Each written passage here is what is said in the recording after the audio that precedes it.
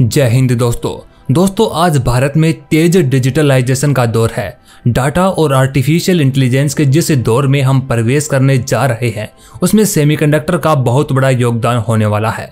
बीते कुछ सालों में दुनिया ने काफी तेजी से तकनीकी में विकास किया है।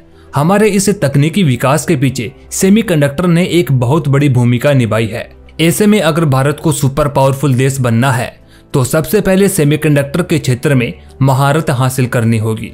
अगर भारत इस क्षेत्र में फतेह पा लेता है तो दुनिया की कोई भी शक्ति उसे आगे बढ़ने से रोक नहीं सकती है।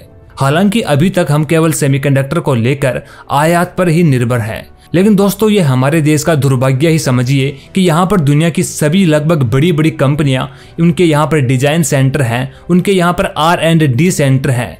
भारत के इंजीनियर इंटेल, TSMC और माइक्रोन जैसी दिग्गज चिप कंपनियों के लिए चिप की डिजाइन करते हैं।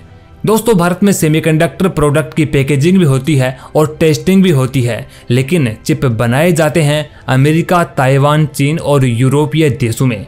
मतलब भारत इसमें मेहनत तो कर रहा है, लेकिन असली मलाई कोई और ही खा रहा है।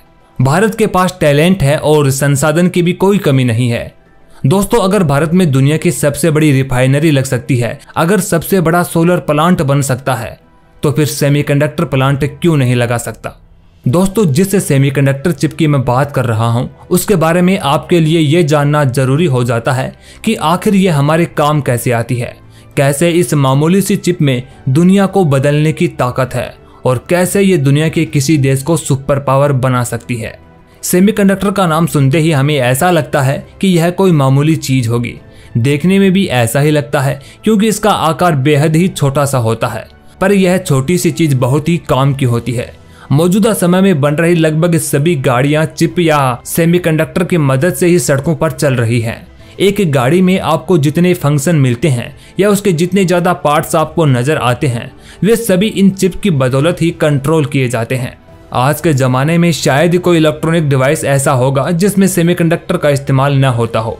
इसे लिहाज से कहा जाए तो सेमीकंडक्टर रोजमर्रा की जिंदगी का एक अहम हिस्सा बन गया है। कई हाईटेक उपकरणों में इस चिप को इंस्टॉल किया जाता है।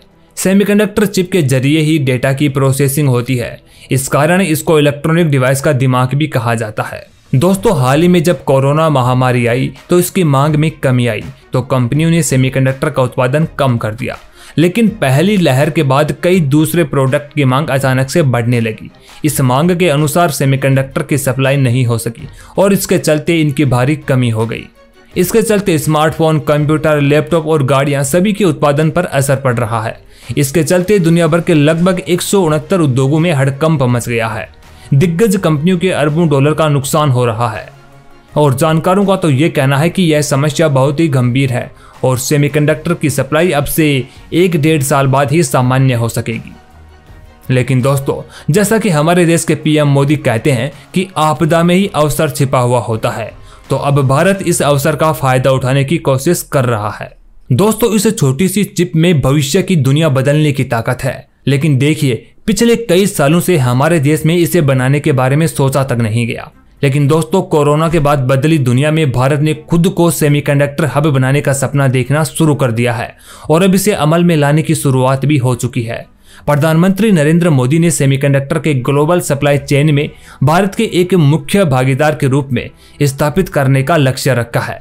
दोस्तों हाल ही में बेंगलुरु में हुए सेमिकॉन इंडिया 2022 के मौके पर PM मोदी ने इस पर खास जोर दिया। इस कॉन्फ्रेंस की थीम ही मेकिंग इंडिया ए सेमीकंडक्टर नेशन रखी गई थी।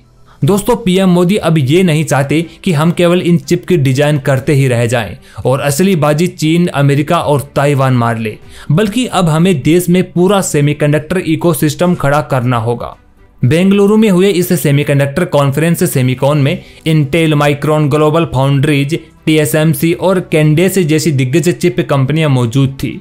इन सब ने एक चीज तो मानी कि भारत में एक ग्लोबल चिप पावर हाउस बनने की क्षमता है और इस बार तो काफी सोच समझकर यह प्लान तैयार किया गया है और सरकार की ओर से भी पूरा समर्थन मिल रहा है। तो आने वाले वक्त में भारत इस सेमीकंडक्टर के फील्ड में बाजी मार सकता है।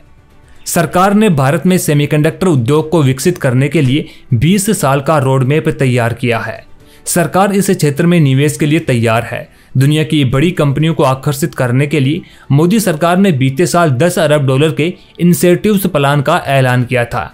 इसके जरिए कंपनियों को प्रोजेक्ट की आधी लागत की भरपाई की पेशकश की गई थी। दोस्तों, इससे पहले क्या होता था कि जो पुरानी स्कीम थी उनमें सरकार की ओर से 20 से 30% तक ही इंसेंटिव मिल रहा था, लेकिन अब मौजूदा स्कीम में शुरू से ही लगभग 50% तक का बेनिफिट सरकार दे रही है। तो इससे निवेश करने वाले लोगों को भी काफी ज्यादा सहूलियत होगी और कंपनियां भी इस प्लान से अब भारत में अपना प्रोडक्ट हब भी स्थापित करने के लिए आकर्षित होंगी। भारत में जिस तेजी से सेमीकंडक्टर की मांग बढ़ रही है, अगले कुछ सालों में भारत का सेमीकंडक्टर बाजार 80 से 100 अरब डॉलर तक पहुंच जाएगा। दोस्तों, आज हमारे भारत की हालत यह है कि आपको क्या बताऊं, आज हमें एक एलईडी बल्ब बनाने के लिए भी दूसरे देशों से चिप की खरीद करनी पड़ती है। यानी कि एक छोटा सा एलईडी बल्ब, उसके लिए हमें चीन पर निर्भर रहना पड़ता है। तो सोचिए, टेबलेट, लैपटॉप, कंप्यूटर, मोबाइल आदि इलेक्ट्रॉनिक्स गैजेट्स में चीन की पहुंच कहां तक पहुंच चुकी है। भारत में बड़े पैमाने पर सेमीकंडक्टर का आयात ताइवान, चीन, साउथ कोरिया और जापान से होता है। बात अगर सेमीकंडक्टर की वैश्विक आपूर्ति श्रृंखला की करें तो इसमें अकेले ताइवान की 63% हिस्सेदारी है, क्योंकि ताइवान में TSMC दुनिया की सबसे बड़ी सेमीकंडक्टर बनाने वाली कंपनी मौजूद है। लेकिन दोस्तों, हाल ही में आपने देखा होगा कि जिस तेजी से चीन का आक्रामक रवैया ताइवान कब्जाने को लेकर बढ़ रहा है, तो भारत पर भी इसका असर पड़ सकता है। क्योंकि अगर भविष्य में चीन ताइवान पर कब्जा कर लेता है तो इसका बहुत बुरा असर सेमीकंडक्टर के आपूर्ति श्रृंखला पर पड़ेगा। ऐसे में भारत की अर्थव्यवस्था नकारात्मक ढंग से प्रभावित हो सकती है और देश भर में IT क्षेत्र से जुड़े काम ठप पड़ सकते हैं। ऐसे में सेमीकंडक्टर के क्षेत्र में हमको आत्मनिर्भर होने की आवश्यकता है।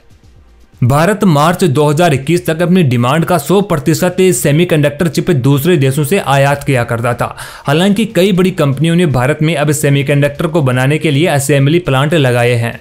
आज भारत में ऐसे स्किल्ड वर्कर्स की संख्या में इजाफा देखने को मिल रहा है जो सेमीकंडक्टर चिप डिजाइनिंग को जानते हैं। फिलहाल भारत में 2 तरह से सेमीकंडक्टर प्लांट लगेंगे, सिलिकॉन फैब यूनिट और compound semiconductor plant. Silicon fab plant बनने में 3-4 साल लगेंगे, लेकिन कंपाउंड सेमीकंडक्टर प्लांट तो अगले साल तक तैयार हो सकते हैं। हमें इलेक्ट्रॉनिक्स, टैबलेट, लैपटॉप वगैरह की खपत भी बढ़ानी होगी। एजुकेशन सेक्टर में टैबलेट की काफ़ी अहमियत है। ये टैबलेट चीन, ताइवान जैसे देशों से बन कर आते हैं। अगर हम इन्हें यहाँ बनाने लगे तो हमारी काफ़ी विदेशी मुद्रा बच सकती है। साथ ही हम सेमीकंडक्टर क्षेत्र में आत्मनिर्भरता की ओर भी बढ़ेंगे।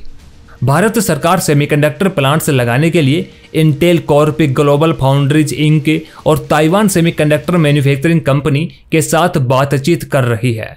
दोस्तों, ऐसा नहीं है कि भारत ही ये सब कुछ कार्य कर रहा है। चीन भी इन कंपनियों को अपने यहाँ बुलाने के लिए कई सालों से कोशिश कर रहा है।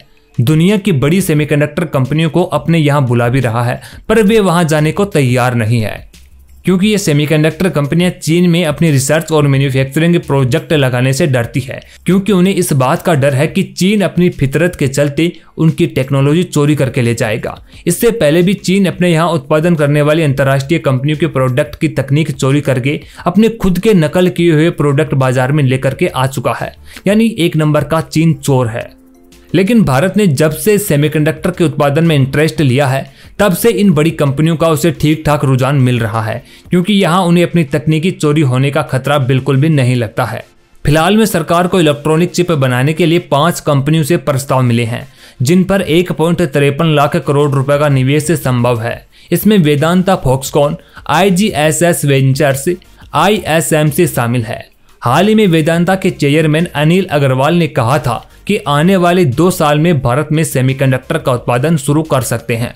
वेदांता की देश में चिप और डिस्प्ले प्लांट को स्थापित करने के लिए कुल मिलाकर 20 अरब डॉलर के निवेश की योजना है। वहीं टाटा ग्रुप के चेयरमैन N चंद्रशेखर ने कार्यक्रम के दौरान कहा था कि टाटा सेमीकंडक्टर चिप और इलेक्ट्रिक व्हीकल के लिए बैटरी बनाने का प्लान कर रही है। दोस्तों, टाटा ने हमेशा से भारत का सिर गर्व से ऊंचा किया है। टाटा कंपनी पश्चिमी कंपनियों के मुकाबले हमेशा खड़ी रही है। उसने भारत की सबसे पहली देसी कार इंडिका को डिजाइन और मैन्युफैक्चरिंग किया, साथ ही एक बढ़िया बेनिफिट देने वाली एक ग्लोबल कंपनी के रूप में दुनिया के सामने आई। मीडिया रिपोर्ट्स की माने तो टाटा चिप मैन्युफैक्चरिंग के लिए प्लांट बनाने के बारे में तमिलनाडु सरकार से बातचीत भी कर रही है और उस राज्य ने कोयम्बटूर को कारखाने के लिए स्थान के रूप में प्रस्तावित किया है। दोस्तों कुल मिलाकर कहा जाए तो जिस प्रकार से सरकार का रुझान इस ओर जा रहा है, उस हिसाब से कहा जा सकता है कि आने वाले वक्त में भारत इस क्षेत्र में ताइवान, चीन और अमेरिका को पछाड़कर तगड़ी बाजी मार सकता है। खैर दोस्तों, इस बारे में आपके क्या विचार हैं, यह हमें कमेंट बॉक्स में जरूर बताएं। साथ ही साथ ऐसी और वीडियोस देखने के लिए देखते रहिए इंडिया 2.0।